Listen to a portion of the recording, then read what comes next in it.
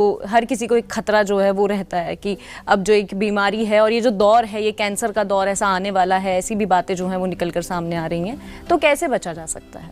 बहुत अच्छा प्रश्न है। और पहली चीज़ तो इससे डरने की कोई ज़रूरत नहीं है, क्योंकि जिसे कहते हैं ना कि there is no point dying before death comes, मतलब मरने से पहले मरना नहीं चाहिए। पहला, जो आप खाते हैं वही आप बन जाते हैं, what you eat you become. तो आप अगर भोजन नियमित, ये नहीं कि चलते हुए फास्ट फूड उठाया और कुछ भी खा लिया, तो ये आपके लिए समस्या है। दूसरा, हाई रफेज, जितनी ज़्यादा हरी सब्जियां, खूब सारा पानी, एक्सरसाइज। ये मान लेना कि मैं तो रोज़ अपने ऑफिस 4 मंजिल चढ़ के जाता हूँ या जाती हूँ तो मेरी एक्सरसाइज हो गई, ये नहीं। कंट्रोल्ड एक्सरसाइज, चाहे आप आधा घंटा करें, यूज़फुल है। चौथा, एनवायरनमेंट वही रखें। एक बड़ा इंटरेस्टिंग पर्शियन प्रोवर्ब है, तुख्म तासीर सोबत असर। एक तो तासीर होती है बीज की और सोबत का असर, ये दो चीज़ें मिला करके ज़िंदगी बनती है। तुख्म माने सीड होता है पर्शियन में। तो आप अगर लाइफ स्टाइल अपनी कंट्रोल कर सकते हैं तो आप अपनी ज़िंदगी को बेहतर कर सकते हैं। पहला ये, एक इट में साउंड लाइक ए सरमन, लेकिन प्लीज़ इसको मान लें, ये काम की बात है।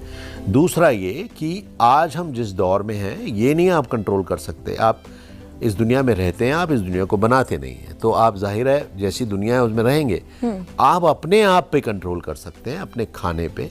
अल्कोहल बिल्कुल अवॉइड करें, एक्सरसाइज खूब सारी करें, मोटापा ना होने दें। और आखिरी में, टेंशन और स्ट्रेस किलर्स हैं।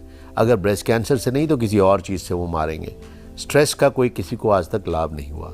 जी, बात अगर अवेयरनेस की करें तो कैसे हम जनता को ब्रेस्ट कैंसर के प्रति जागरूक कर सकते हैं? सबसे ज़रूरी काम यही है असल में। बाकी चीज़ें तो वो समझ सकते हैं, कुछ पढ़ भी सकते हैं इधर उधर से। जागरूकता, अगर आप किसी सोते हुए आदमी को उठाएं तो संभव है, लेकिन अगर वो सोने की एक्टिंग कर रहा हो तो उसको उठाना बड़ा मुश्किल है। कहते हैं ना, if he is pretending to be sleep you can't wake him up. तो ये जिस तरह का ये प्रोग्राम है, जिसके लिए मैं आपको मुबारक देता हूँ, इस तरह के प्रोग्राम्स ज़्यादा फ्रीक्वेंटली होने चाहिए।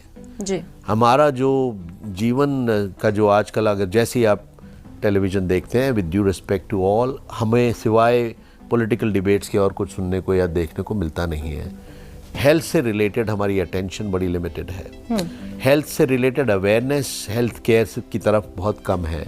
हेल्थ इस देश की प्रायोरिटीज़ में नहीं आना चाहिए। जाते जाते बस एक सवाल मैं आपसे एक और करना चाहूँगी, वो ये कि ब्रेस्ट कैंसर को लेकर जो लंप की बात हम कर रहे हैं, तो एक नॉर्मल गांठ